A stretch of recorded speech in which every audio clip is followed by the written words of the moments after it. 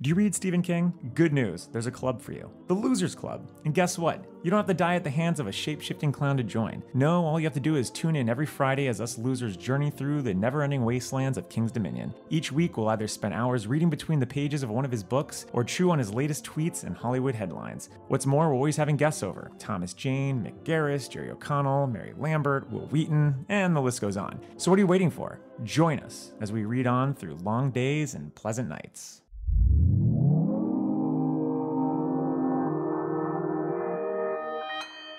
Consequence Podcast Network.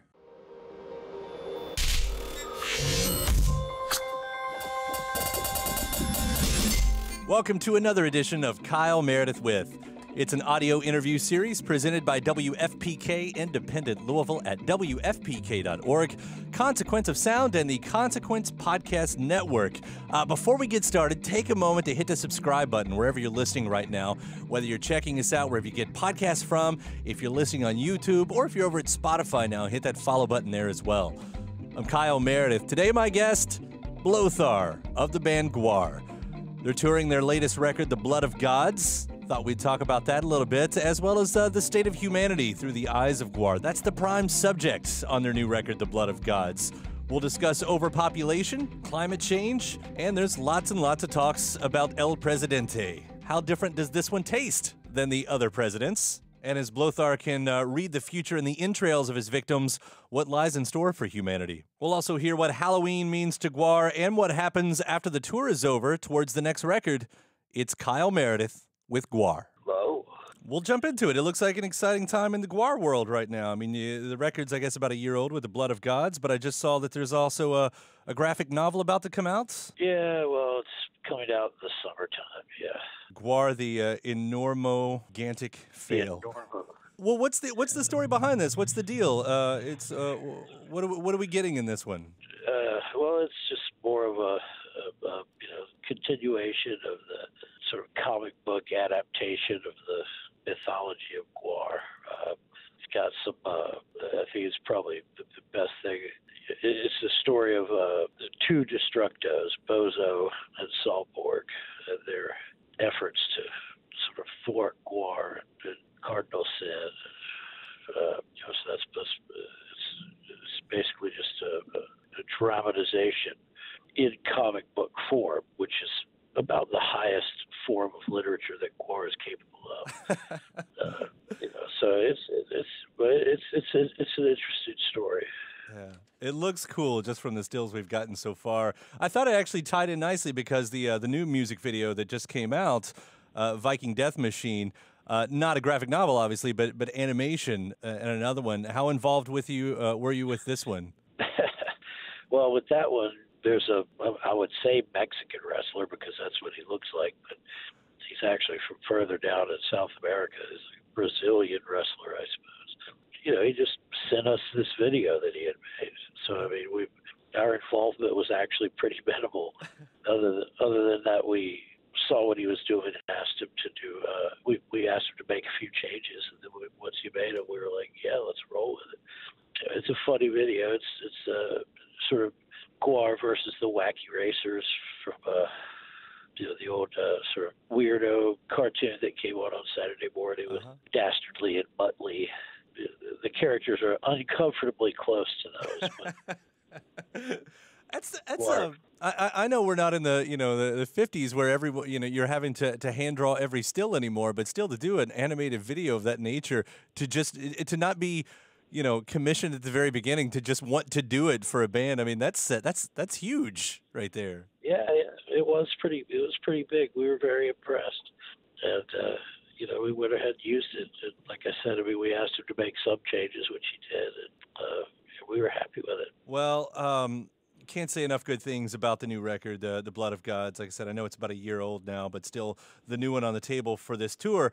This is your first album with Gwar, fronting this band. As the story goes, you thawed out and took over.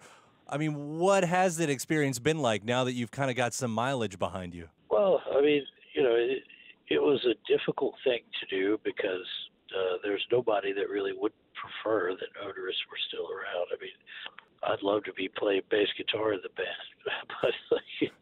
but that's not where the opening is. And so, I mean, as a singer, I mean, I had to do something different than what Oderus has done or did in the past. I think that we did it with this record. It still sounds like a Gwar record, but it's got I don't know. I mean, Oderus, he had a lot to say. He was very verbose.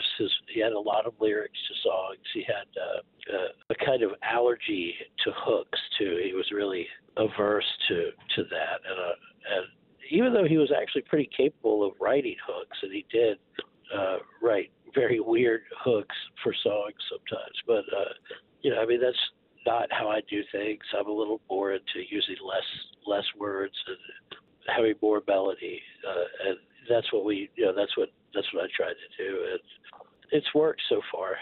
I mean, it's fun to do the songs live, and we do almost the entire album during the set that we've been touring with, and nobody seems to buy it, so it's really working out. Well, I mean, you talk about him having lots of things to say. You may be saying them in a different way, but there's still lots to dive into on this record. I mean, with a song like Swarm, which we're talking about some big picture stuff here with overpopulation. Eventually, I think it goes into pollution a little bit, which to me was timely because, with the news that's came out about where we are with climate change and where we could be with climate change in the next 10 to 15 years, which is even scarier.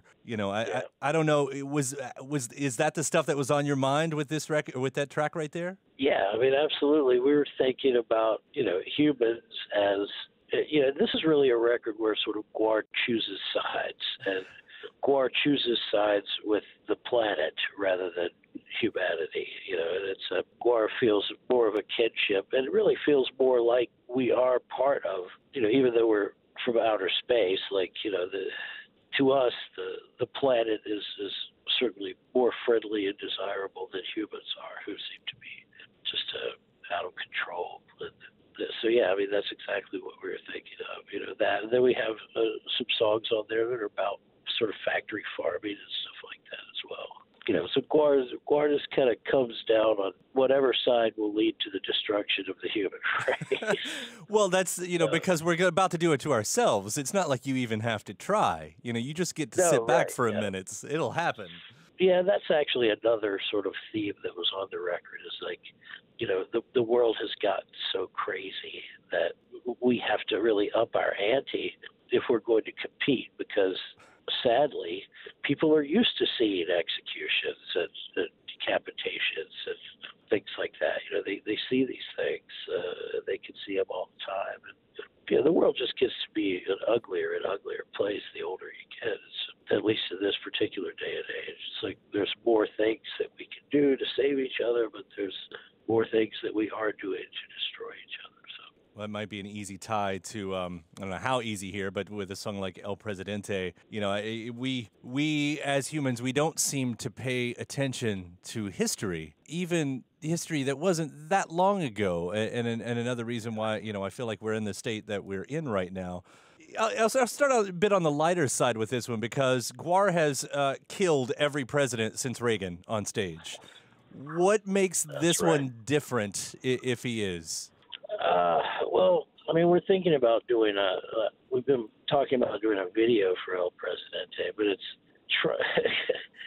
Trump is more like a member of Gwar than almost any human, in that he's just his bizarre alien kind of surreal disregard for truth and for humility. And, I mean, he's an awful example of a human being. And whether or not you agree with his policies, like, I mean, like, it seems like there's a lot of sort of logical dissonance in people that are religious or, hold sort of to American values, and then at the same time they rally behind this figure that's so transparently motivated by self-interest and greed and just a general, disregard But I mean, it's fucked up because people are they feel so burned and threatened by things like political correctness that they're prepared to align themselves behind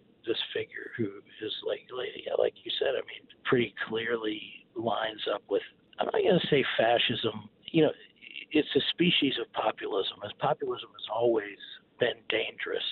It's kind of like punk rock, populism. I mean, like punk rock was a means of expression that sort of moves against the mainstream. But the problem with that is that it can oftentimes wind up supporting the more negative aspects of the dominant culture, like something, punk was capable of encompassing both something like Crass, who is a sort of very liberal political band, and then Screwdriver, who were just blatant fucking white power Nazis, but it was all punk rock. Populism's kind of the same way, it's like you can have sort of super wacko liberal left-wing actual communism, or you can have somebody like Trump, who's clearly an autocrat that appeals to people's worst instincts. And that's how we like to think of ourselves in Gwar. We're autocrats who appeal to people's worst instincts. So Trump's right there, man. He could suit up any time and pick up the guitar and be in Gwar.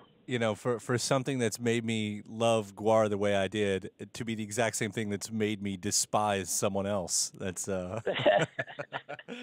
yeah, it's pretty weird. Yeah. I mean, yeah, he's definitely a clown, and we'll keep taking him on and see what happens. I don't know. There's also I told you that there was one thing we were dealing with on the record, and the problem of like the world just getting too crazy to keep up with, and he's definitely a part of that. Well, as I learned, you are able to read the future through the entrails of victims, and if you're gobbling up Trump, then I hope that there's some kind of future that you can see there. Well, every night we kill Trump. Like, he comes on stage and he's extremely resilient, apparently. I mean, we rip open his chest cavity and play with his guts, but he just keeps coming back. I know what we hope would happen, but I mean, it's funny too. People become enraged like really easily. I've noticed that. I mean, just in almost every aspect, the world has gotten worse. And one is that people become very indignant if you have a political opinion and you are in Gwar, even though like Gwar has always done these things. There's these people like fans on the internet who would insist that Gwar be more fair and balanced in our, they're like, before you would kill anybody and you didn't have some kind of political stance. Utter bullshit. Utter fucking bullshit. People want to attach themselves they want to see themselves in the things that they attach themselves to. And, Gwar has always stood against the dominant culture. Always. That's who we are. And unfortunately, Donald Trump is the dominant culture, and he really represents it almost flawlessly. The things that are wrong with the American mindset. So of course we're going to oppose Trump, even at the same time that we support his absolute absurdity. But it really amazes me when fans get indignant about that. Like, don't you know you're cutting out half of your audience? And I'm like, well, first of all, I think you're overestimating the number of people that identify with this clown. And second of all, we're not doing anything different than what we ever did. You're the difference. You're different, not us. And there's a long history of other bands that have gone through that. Bands that you would not imagine they would have to, have that conversation with some of their fans. Like, how dare you, and I can go in recent history with, bands like Pearl Jam during the Bush administration, or The Clash, or whoever we're talking about, where you want to say, weren't you listening? And Jason Isbell is going through that right now with his fans, because he writes political songs too, and they're up in arms because, I don't know, country music, whatever. But it's like, weren't you listening yesterday? Weren't you listening to the last album? It's always crazy. Well, people's capacity for stupidity and for just the absolute lack of, I mean, when things come up like that, you're made aware of how stupid people are, and it's alarming. It's shocking. I mean, this is like to go even further back, but, somebody like Springsteen, who, it's you're right, weren't you listening? Like, but they're not. Like, they can take a song like Born in the USA, which is so clearly a dark and sad song about the absolute betrayal of Vietnam veterans, and they can turn that into a jingoistic Republican anthem. Right.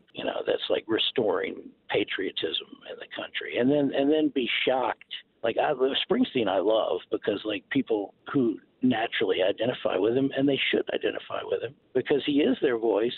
Suddenly they're like, wait a minute, you're talking, we don't agree with you, like, at all about anything. But unfortunately in today's world, like, there's no civility around that disagreement. And it probably sounds strange for someone in Gwar to be calling for civility, but that's just, that's exactly how fucked up things have gotten. Gwar, we could probably write a manners column at this point because, the world is so fucking damaged. Gwar, the voice of reason, 2018. That's where we are. Right. That's where we are. Dear Abby. Hey, on the lighter side of things, Halloween is coming up, and I'm, maybe every day is Halloween for a band like Gwar, but does this one bring anything extra special to the table for you all? Yeah, you're right. Every day is Halloween, and we never get to dress up like fairy princesses or ghosts, which is unfortunate. Just have to go out there as ourselves. But this Halloween we're playing in New York City, which is always fun. And there's going to be lots of surprises in that show, so that's going to be a good time. Awesome. Should have fun. And then what happens after the tour? You go back to writing? Are we already looking towards the next record? Yeah, we're looking towards the next record for sure. And yeah, that's exactly what we do. Let's go back and start working on music, and I think we're working on another video. So that's about it. Well, if you're still making music, you must know that maybe the world won't end at least next year. So that's right. Something at least for humanity's sake that I can kind of crush on there. Probably be worse, but it'll right. still be turning. Right. Blöthar, thanks so much for this to talk about the Blood of Gods. I'm looking forward to that graphic novel as well. Cool, man. Thanks. All right. Take care. Bye. All right. Bye-bye.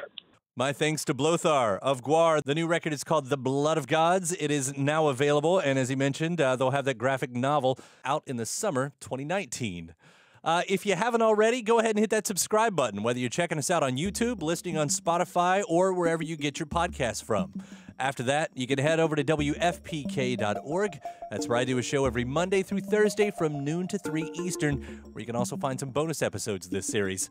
I'm Kyle Meredith. I'll see you next time.